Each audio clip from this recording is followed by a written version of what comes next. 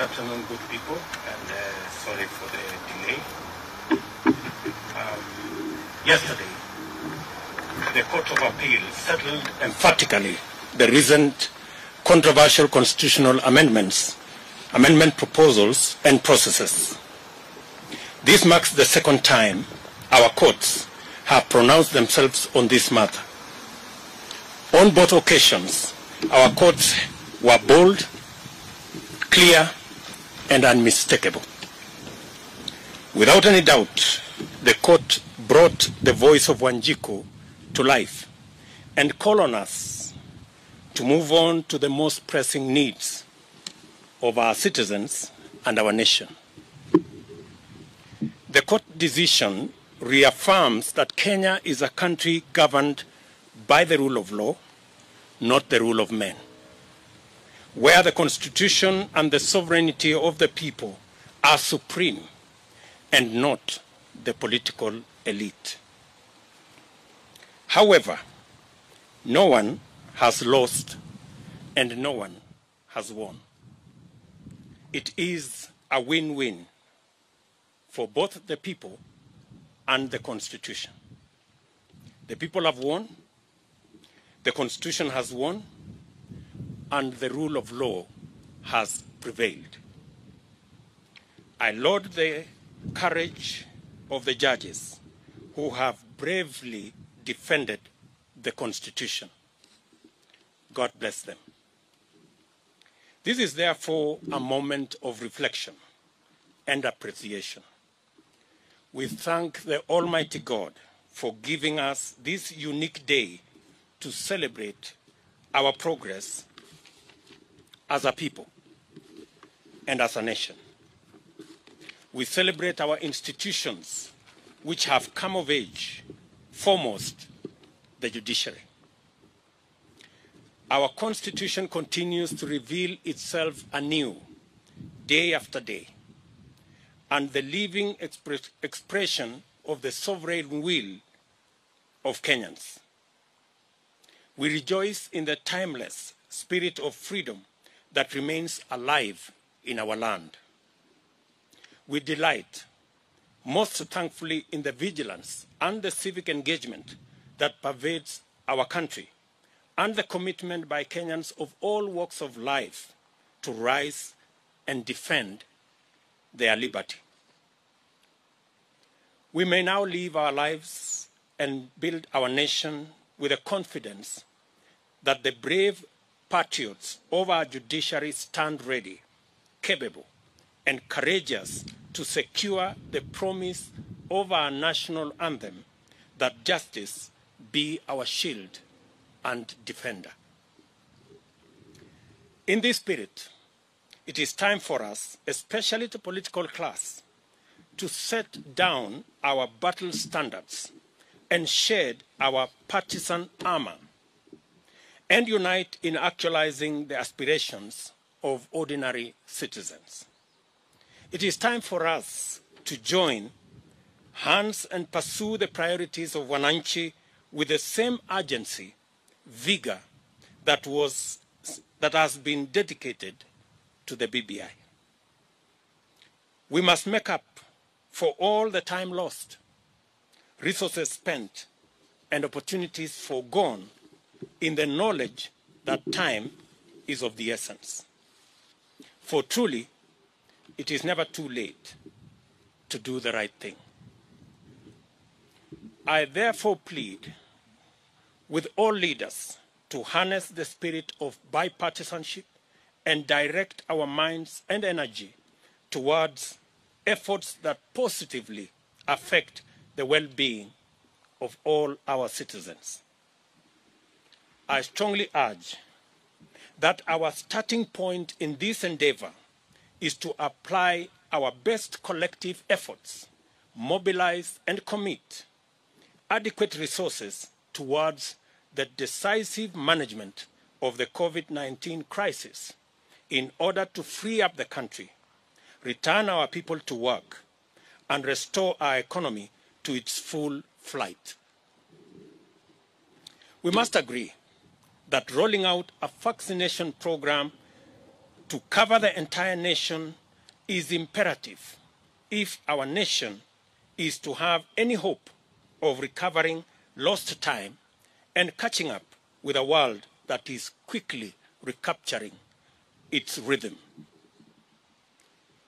Nothing can stop us from achieving full success if we are all united in purpose and pursue this goal with the resolute momentum, energy, and resources previously earmarked for constitutional change. Together with this, we must urgently retrace our path to the Big Four agenda, which packaged a comprehensive raft of policy interventions, programs, and projects aimed at creating millions of jobs for our young people, rejuvenating our agriculture and livestock sectors for food security, agro-processing, value addition, and manufacturing, and also securing the health of millions of citizens through the universal health coverage. I have held extensive discussions with legislators, and we have agreed to fast-track the long-delayed amendments to the NHIF Act in order to unlock the dream of achieving our universal health coverage that was part of our Big Four plan. We have also agreed on a similar initiative to reintroduce amendments to the Housing Act to establish the framework for the actualization of the housing fund that is a prerequisite for unlocking the housing program envisaged under the Big Four plan.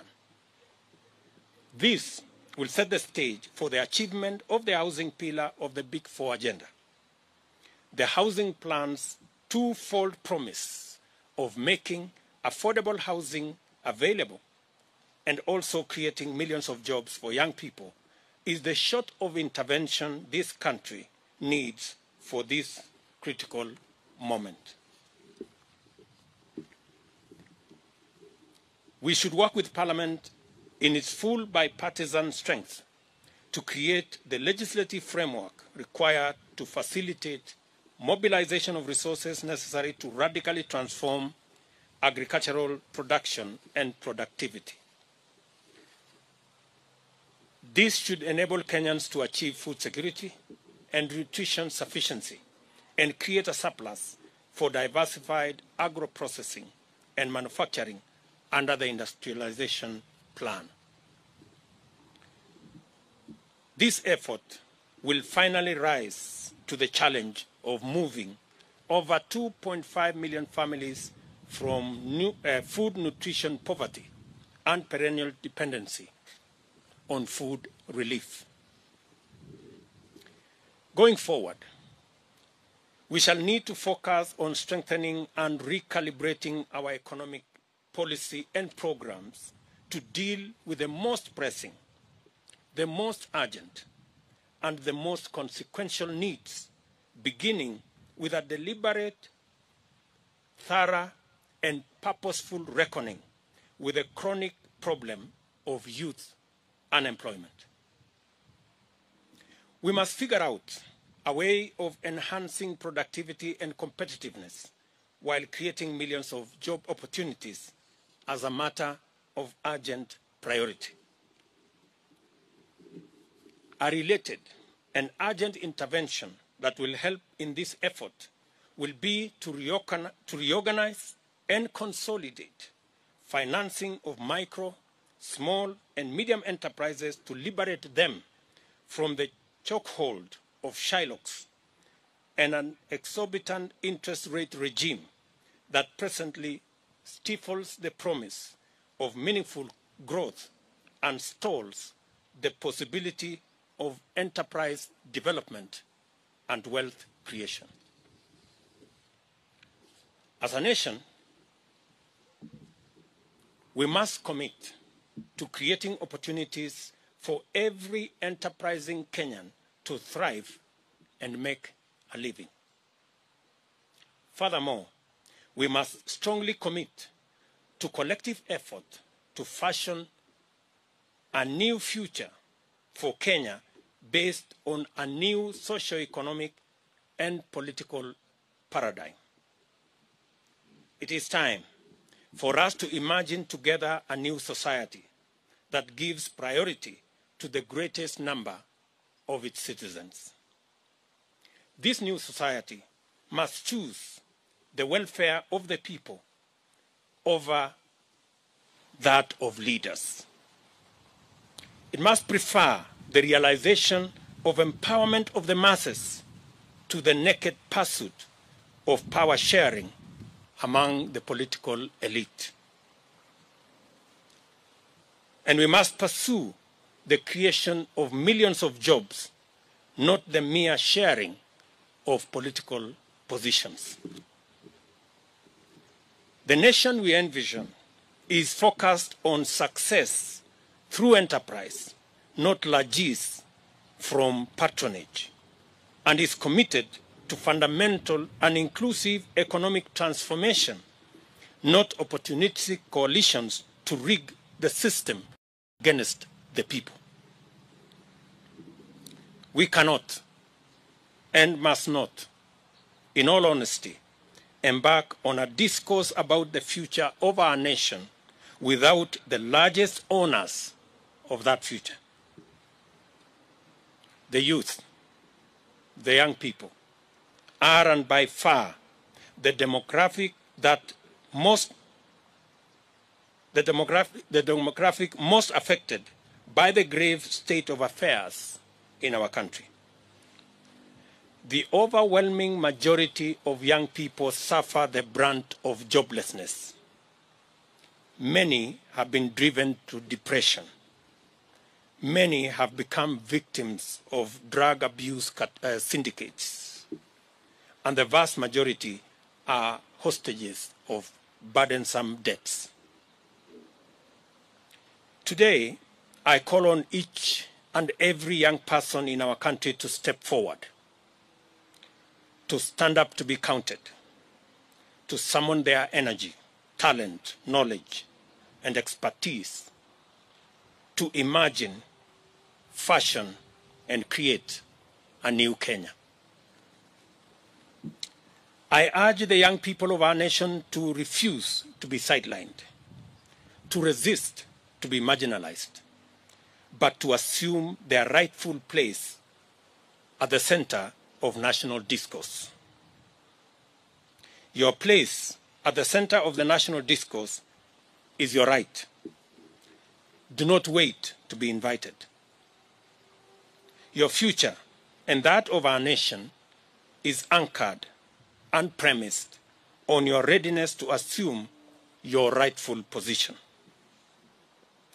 Now, henceforth, we must build an alliance of all Kenyans, with our young people at the core, so that we can tap into our creativity, our talent, and our energy to fashion a new Kenya where success is not based on who you know, but how hard you work. A Kenya where nobody is left behind. As leaders, we must consolidate the beauty of our dreams by believing in the promise of our young people. We must deliberately, purposefully, and meaningfully turn to and keep our focus on listening to the youth and ceding ever greater space for them to express themselves and actualize their aspirations. The issues affecting our young people must be our most important priorities, and they must be at the core of all future-oriented policies and actions.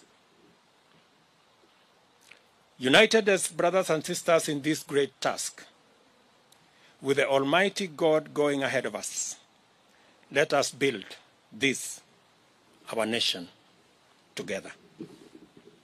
Thank you very much.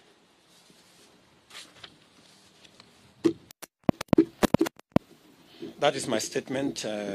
I will take one or two questions just to make sure that there is sufficient understanding of the statement I have made.